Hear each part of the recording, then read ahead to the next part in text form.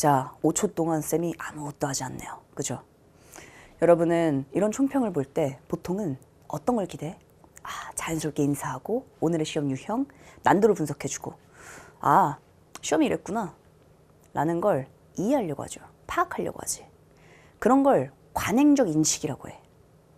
자, 공부도 똑같습니다. 우리는 여태까지 너희들이 공부해왔던 방식의 결과로 오늘 6월 평가원 모의고사의 결과가 나왔을 거야. 근데 오늘 특히 경제주문 봤을 때 라고 하는 순간 내가 여태까지 해왔던 공부의 관행과는 다른 어떤 게 나왔다는 거야. 바로 포인트로 한번 가볼까요? 자, 오늘 6월 평가원 모의고사 경제주문 한번 같이 봅시다. 핵심은 이문단이었죠. 자, 핵심적인 내용이 뭐가 나옵니까? 당연히 이중차분법의 원리, 즉 방법론에 해당되는 거야. 이걸 보면서 너희들은 이중차분법은 시행집단에서 일어난 변화 빼기 비교집단에서 일어난 변화의 값, 이게 사건의 효과구나 라고 짚었을 거예요. 그죠? 자, 그리고 이는 평행추세 가정에 근거했구나, 뭐 이 정도 봤을 겁니다. 자, 그리고 이중차분법을 연결해서 사용한 산문단의 스노의 연구, 이걸 앞서 제시한 이것과 연결해서 읽었을 거야. 굿! 그렇게 써야죠. 자, 여기까지는 기본이야. 근데 이번엔 선택지를 한번 봐볼까? 자, 이 좀 이상한데? 라는 생각이 들었다면 정상이기도 하고 그게 너희들의 관행적 사고이기도 한 거야. 스노의 연구에 관한 4번의 선택지를 한번 바로 가봅시다. 자, 4번 스노의 연구에서 시행집단과 비교집단의 콜레라 사망률은 사건 후뿐만 아니라 사건 전에도 차이가 있을 수 있다. 추측입니다. 자, 이게 만약에 얘들아 이 선지가 기존과 같은 사실적 이해의 방식대로 구성되어 있었다면, 자, 오늘 거 이거 추론적 이해입니다. 자, 그지? 자, 추론 없이 지문의 내용을 이해하고 개념을 연결해서 풀게끔 그런 내용이 쫙 적혀 있겠죠. 스노우는 뭐 예를 들어 수원 교체 전후 사망률의 변화를 비교함으로써 사건의 효과를 평가했다. 이 정도? 자, 혹은 이래서 사실관계 확인, 개념 연결 이런 것들이 나왔을 것이다 라고 우리가 생각할 수 있었을 거야. 근데 그게 바로 기존의 문제 출제 관행이라는 거야. 사실적 이해에 있어서. 근데 오늘 그게 아닌 거야. 지문 독해 과정에서 자연스럽게 흘러가는 사고를 넘어선 선택지들이 나왔다는 거야. 이럴 때 우리는 이게 뭐지? 하고 당황하게 되죠. 그러면 오늘 우리가 이 4번 이걸 보고 이게 우리에게 의도했던 건 뭘까? 출제자가 의도했던 것은 무엇일까? 이걸 파악하는 게 이번 6평에서의 가장 핵심이야. 한번 볼까? 자, 스노우의 연구에 담긴 전제 조건까지 볼 수 있는가? 본래 이중차분법이 갖고 있는 가정, 이 전제에서 출발했기 때문에 그 전제가 충족되지 않았을 수 있겠네? 따라서 스노우의 연구에서의 결론은 났을지라도 그건 이제 스노우가 그렇게 전제하고 출발했기 때문인 거지, 그렇지 않았을 수 있었음을 추론해야 하는구나 까지 이 문제는 요구했다는 거야. 5번도 마찬가지입니다. 스노우의 결론을 만들어낸 전제 조건이 무엇이었는가? 그리고 자, 오늘 16번 좀 어려웠죠. 16번도 마찬가지로 지문에서 이전에는 경제 현상을 전부 설명하고 이걸 따라가기가 지문 독해 어려웠다면 이번에는 기본적인 이론 방법을 제시하고 그걸 적용하는 것을 문제화시켰기 때문에 너희가 그냥 따라가는 게 아니라 개념 자체, 소위 정보를 많이 준 게 아니라 주어진 정보의 이면에 있는, 즉 눈에 보이는 거에서 보이지 않는 것을 찾아내는 추론, 이게 오늘 시험의 핵심이었다는 거야. 자, 그럼 이런 문제 유형을 마치기 위해서 우리에게 뭐가 필요할까? 자, 선택지. 그리고 문제가 요구하는 사고의 방향과 과정을 파악해야 되는데 그 의도를 알고 우리는 의도에 맞게끔 학습의 행동 강령을 수립하는 게 가장 중요한 포인트야. 그래야지만 수능에서 이런 것들이 체화된 감각으로 바로 발현될 수 있겠지. 근데 기존의 관행대로, 기존의 학습 방식을 그대로 하게 되면 여러분들은 또 당황할 수밖에 없어.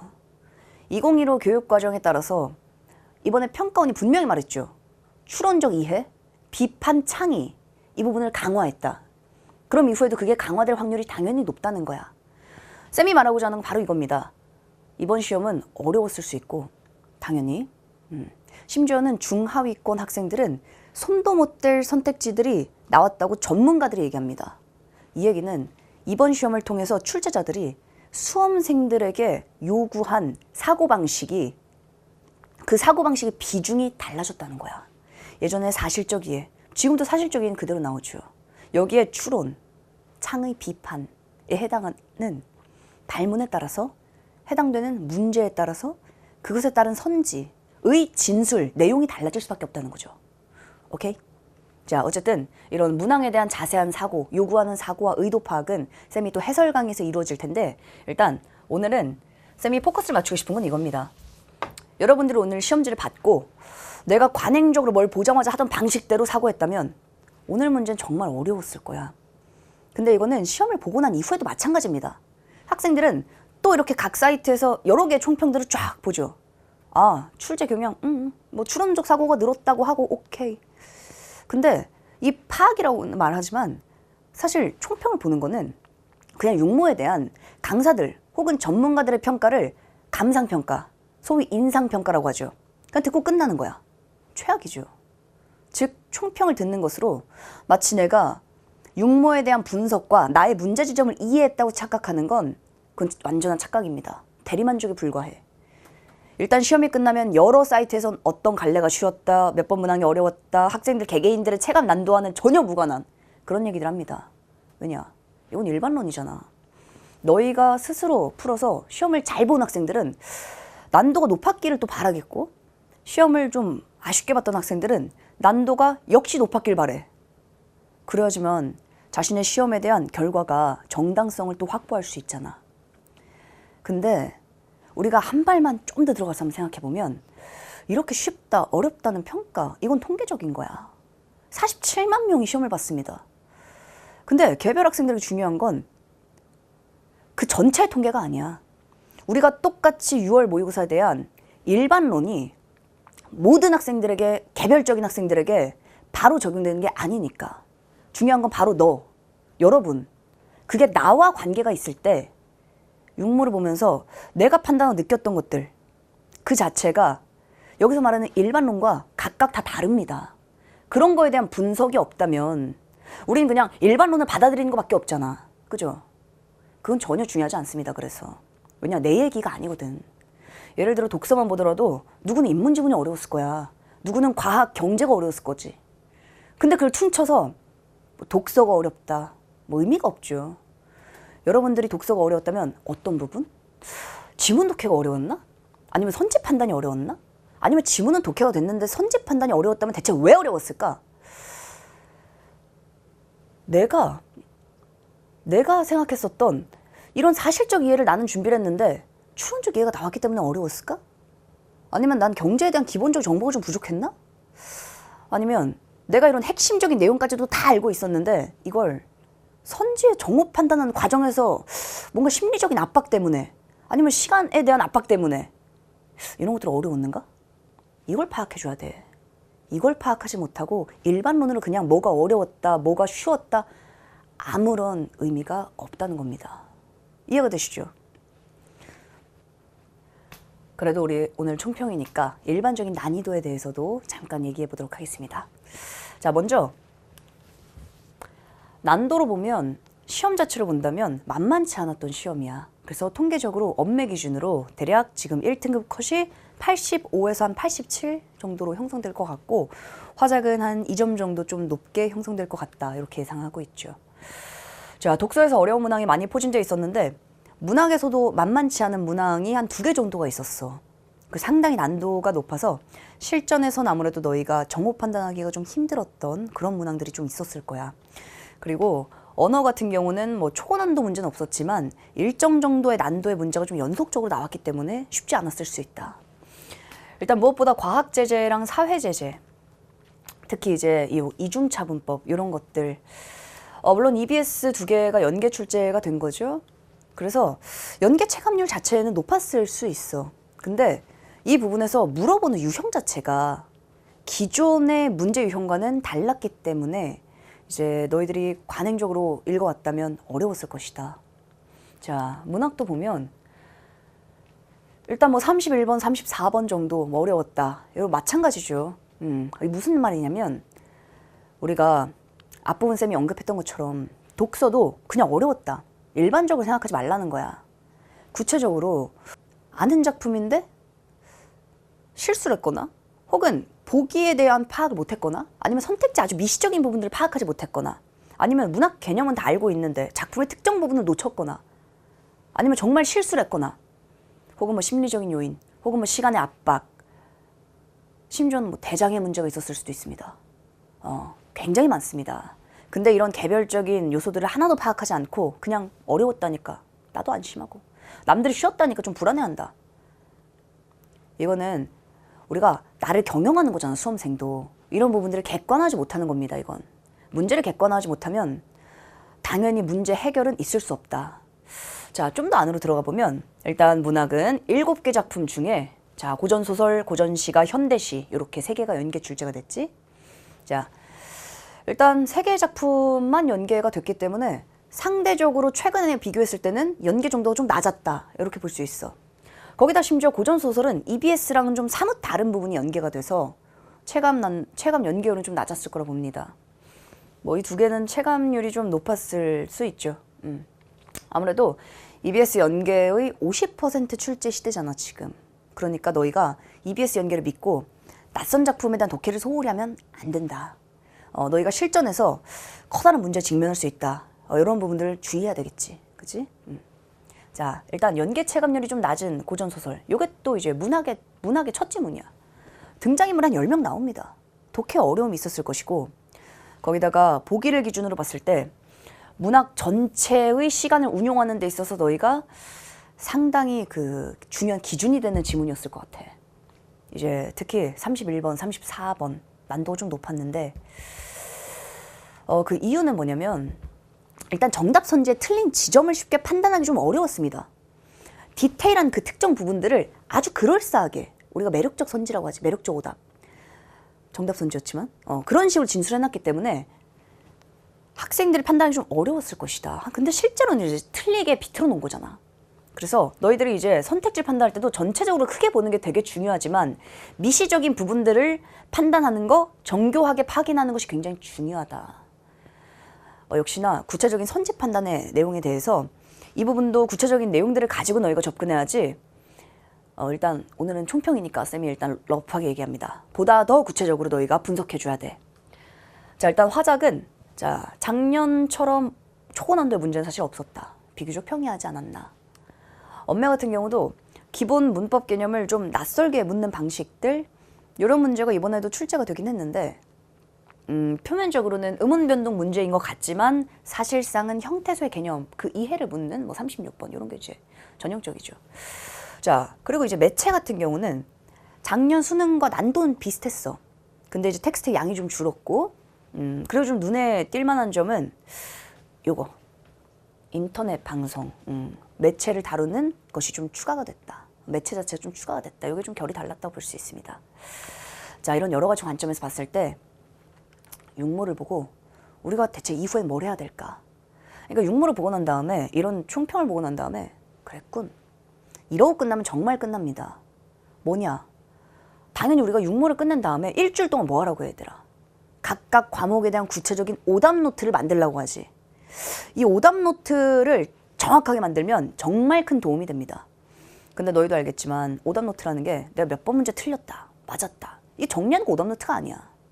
그런 오답 노트는 그게 오답이야.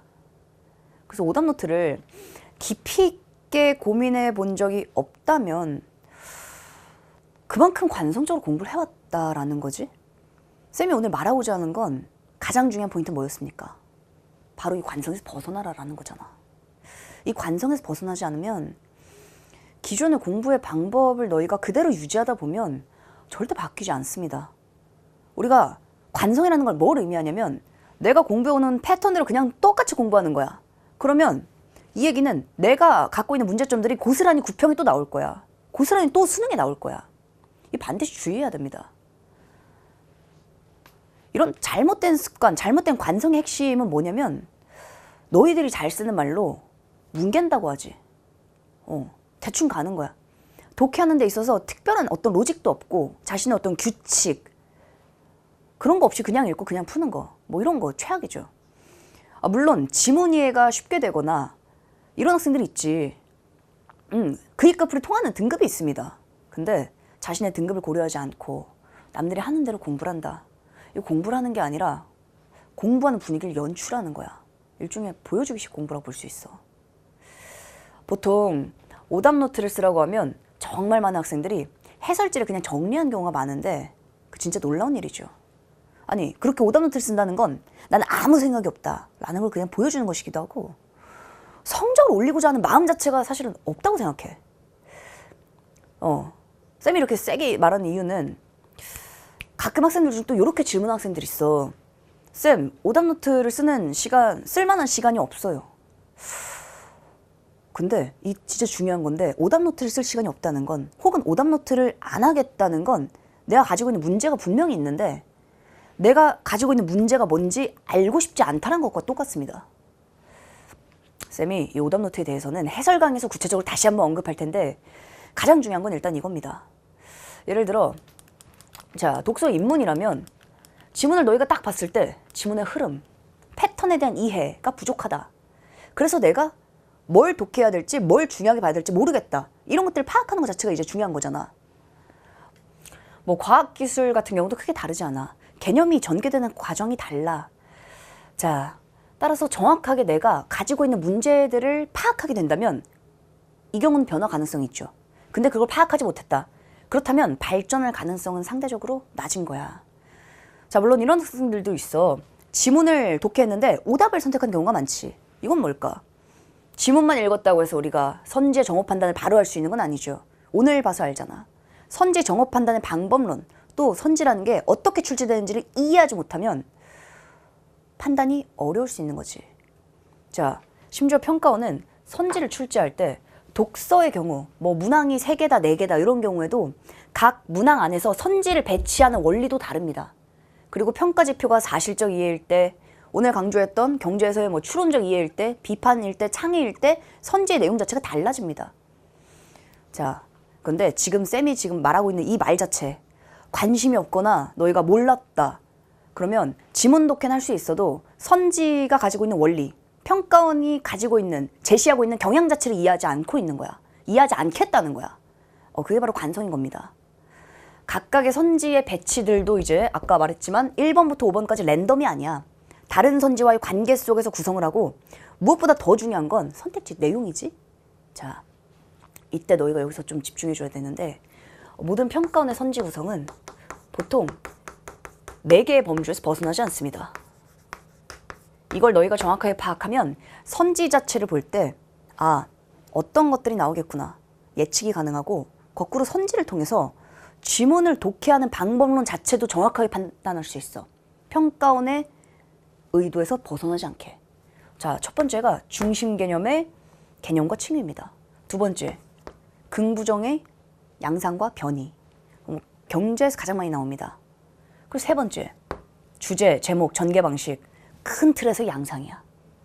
마지막으로 본문의 내용에서 도출할 수 있는 추론입니다. 이런 원리를 너희가 정확하게 알고 선지를 보면, 자, 목적 의식적으로 선지를 보게 되면 독해할 때도 당연하게 목적 의식을 가지고 평가원의 논리를 가지고 지문을 독해할 수 있어. 아시겠죠? 자, 그래서 오답 노트에서는 자신의 오답에 대한 근본적인 문제 파악이 선행돼야 돼. 그지? 그래야지만 자신의 문제를 파악하고 교정할 수 있고, 거기다가 오답 노트를 통해서 우리는 단지 틀린 문제의 답들을 정리하는 게 아니야. 그 가장 초보적인 거지. 오답 노트에서 자신의 문제를 파악하고 문제로 나타난 선지의 정호 판단에서 어디가 미스였는가? 무엇이 미스였는가? 그리고 이 오답 노트를 통해서 발견한 자기 자신의 독해 문제. 이런 부분들을 파악하고 나면 그 안에 평가원의 의도를 파악한다 볼 수 있지. 의도를 파악했다면 뭐 해야 될까? 거기서 끝나면 안 되죠. 그 과정을 통해서 학습의 행동 강령을 결정할 수 있다는 거야. 근데 이쯤 되면 그럼 내가 강사하지. 이럴 수 있어. 맞습니다. 그래서 이런 부분을 사실은 짚고 넘어가야 되는데 너희들이 전문가 아니기 때문에 이런 내용들 다 알 수가 없죠.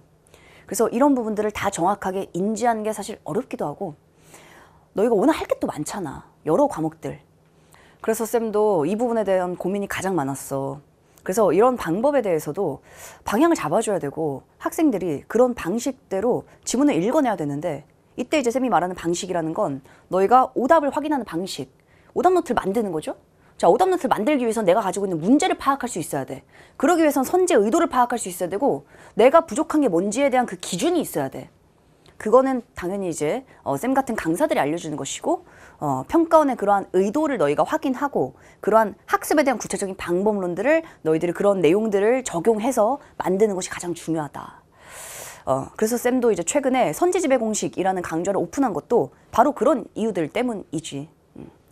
자, 근데 이제 실제로 학생들은 아무리 그런 부분이 중요하다고 얘기를 하더라도 머리에 없으면 사실은 그 방향을 잡기가 어렵습니다. 그래서 그런 부분들이 이제 쌤이 하는 일이기도 하니까 육모가 끝나고 나면 뭐 이런 부분을 통해서 너희들이 자신의 방식을 체계적으로 구체화하고 뭐 혼자 하든 강의를 듣든 뭐 어떤 방식으로든 너희들이 구체적인 자신의 방법론들을 만들어 나가야 돼. 육모가 끝나고 나면 꼭 이런 방식대로 자기 자신의 문제를 체계적으로 구체화하고 그 구체화된 문제를 극복하는 방법론을 만들어야 돼. 근데 만약 그런 게 자기 머릿속에 없다. 그러면 쌤의 강의를 통해서 뭐 다른 쌤들의 강의를 통해서도 마찬가지입니다. 내가 가지고 있는 문제점을 객관화할 수 있어야지만 발전해 나갈 수 있어 너희들이. 그걸 잊지 마시고. 자, 그래야지만 너희가 스스로를 넘어설 수 있습니다. 아시겠죠? 자, 전체적인 총평은 쌤이 여기까지 마무리하도록 하겠고 오늘 시험 보느라 정말 너무 고생했고 오늘 쌤이 강조한 가장 중요한 포인트가 뭐야? 유형이 바뀌었으면 그 바뀐 유형 자체가 내 머리에 스키마로 장착되어 있지 않다. 내 머릿속에 패턴으로 장착되어 있지 않다. 그러면 거기서부터 자신의 문제점을 파악하고 그리고 파악한 문제점을 통해서 구체적으로 내가 무엇을 해야 되는가 행동 강령을 결정해야지만 우리는 이후에 자기 자신이 변화해서 보다 나은 성적을 얻을 수 있다는 겁니다. 아시겠죠? 구체적인 내용은 쌤이 해설 강의에서 좀 더 나아가서 너희들과 함께 파헤쳐 보도록 하겠습니다.